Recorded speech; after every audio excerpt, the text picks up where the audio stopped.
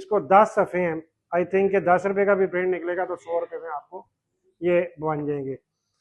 हमने करना क्या है कि हर दफ़ा कोई ना कोई सवाल एक ऐसा आता है, इस दफ़ा डॉक्टर साहब का 1-2 सवाल था ऑर्गेनन, तो उसमें आके फिर बात आ जाती है कि ऑर्गेनन ऑफ मेडिसिन से हम एक दूसरे की राय लेते हैं या सीनियर्स की राय लेते हैं, हम किताब की तरफ क्यों नहीं देखते कि किताब इसके बारे में क्या कहती है। ऑर्गेनन ऑफ मेडिसिन की तफसील देखेंगे, है क्या, किसने लिखी थी, क्यों लिखी थी, इसमें क्या क्या है, ठीक है, इसको पढ़ना, इसको समझना क्यों ज़रूरी है।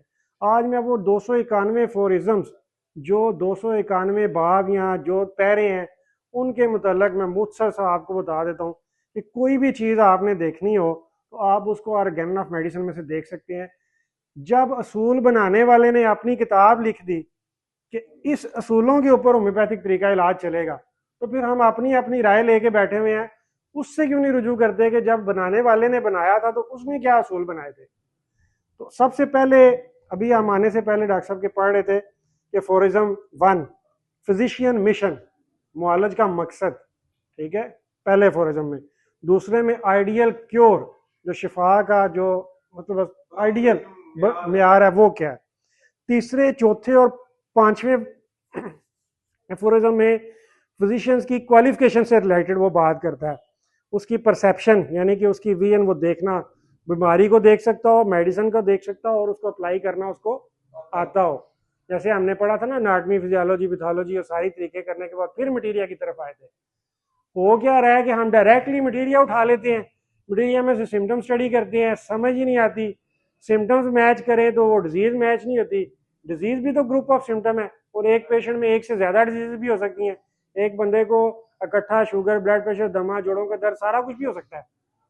और इसी तरह हमारी जो सिमिलर मेडिसिन है वो किसी एक डिजीज के लिए नहीं है, वो ग्रुप ऑफ डिजीज के ऊपर कवर कर रहा है। जैसे हमने आरामेड को पढ़ा कि आरामेड को अगर हम सिर्फ इस चीज के ऊपर दे दे तो वो नहीं, बाकी चीजों को भी देखते हुए दे तो हमें अलग से उसकी मतली और कह के लिए दवाई नहीं देनी पड़ेगी, वो आरामेड ही उसको कवर कर लेगी। अब तीसरे, चौथे, पांचवें फोरिज्म में उसने डिजीज, मेडिसिन और एप्लीकेशन ऑफ मेडिसिन की क्वालिफिकेशन होनी चाहिए। एपिडेमियोलॉजी, वबाई अमराज के बारे में पता होना चाहिए, कॉजेज ऑफ डिजीज़ के बारे में पता चाहिए, exciting causes, maintaining causes, fundamental बुनियादी वजूहात, ये सारी आपको पता होना चाहिए।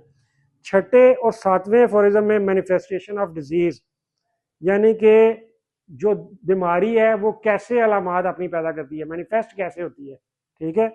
उसके बाद वो कहता है आठवें फोरिज्म में रीस्टोरेशन ऑफ हेल्थ, सेहत को कैसे रिस्टोर करना है।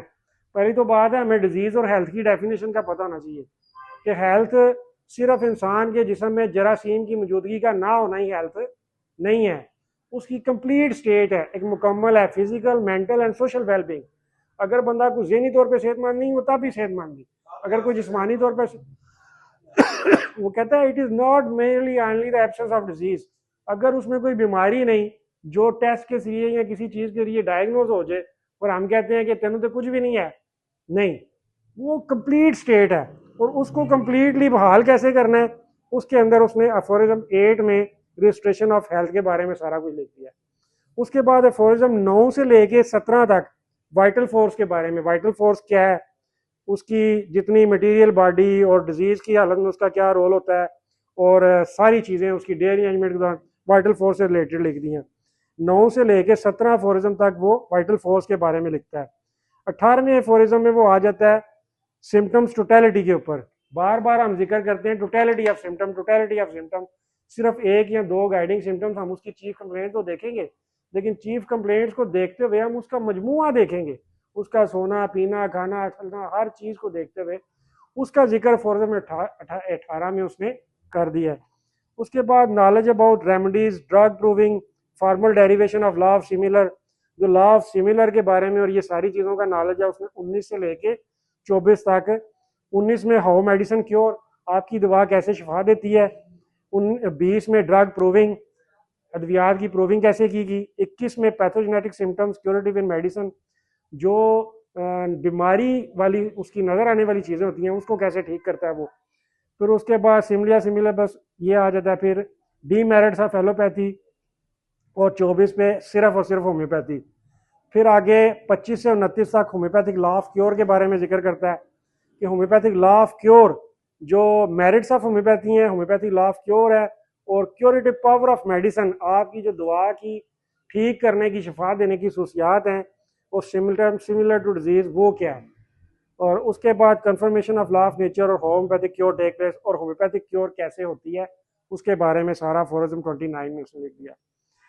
Medicine stronger then natural disease, कैसे एक दवा जो है वो कुदरती जो बीमारी होती है उससे ज़्यादा ताकतवर हो जाती है, उसके बारे में फोरम 30 से 34 तक लिख दिया है।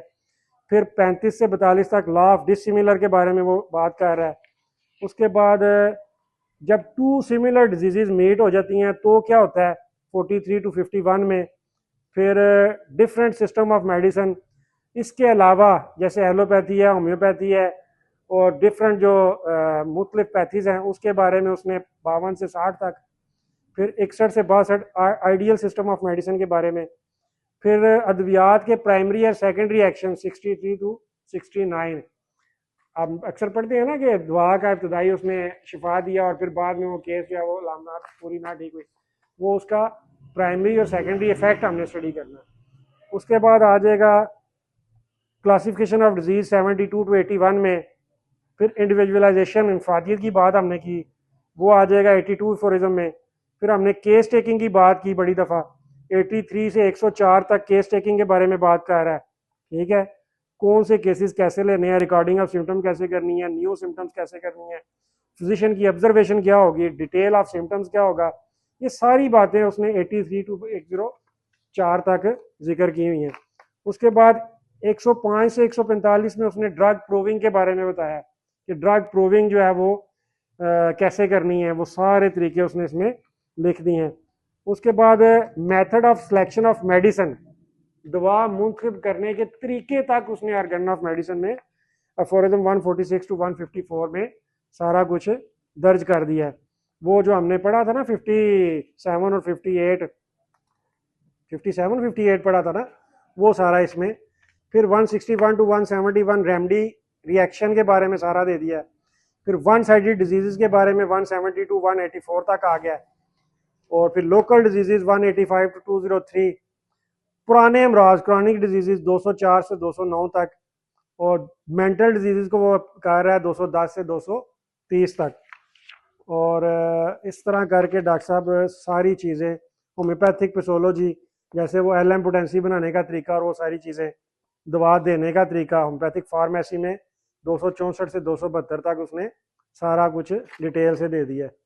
तो ये डॉक्टर साहब इसमें से इतना इजी हो जाएगा कि हमने जो सा भी सवाल करना है, पोटेंसी की सिलेक्शन करनी है या किसी भी हवाले से हमने देखना है, तो हम ओरिजिनली उसको फिर एक एक लाइन का नीचे उर्दू तर्जमा कर दिया। अगर आपको इंग्लिश की लाइन नहीं भी पढ़नी तो आप नीचे उर्दू तर्जमे को पढ़ लें ताकि आपको कंसेप्ट क्लियर हो जाए कि इस बारे में डॉक्टर हनीमन क्या कहता है। ठीक हो गया डॉक्टर साहब?